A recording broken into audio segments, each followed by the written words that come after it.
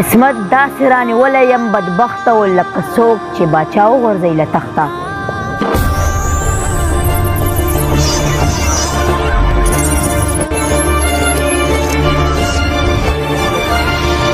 عصمت داسې رانیولی یم بدبخته و لکه څوک چې باچا وغورځوي له تخته.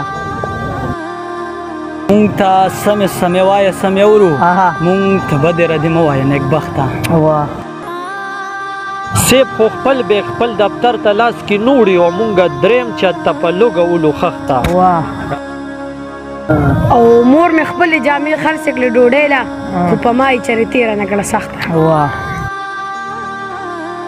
په محبوب باندې سړې تودې شوې تېرې، ته خو راغلې خو بیخي راغلې ناوخته.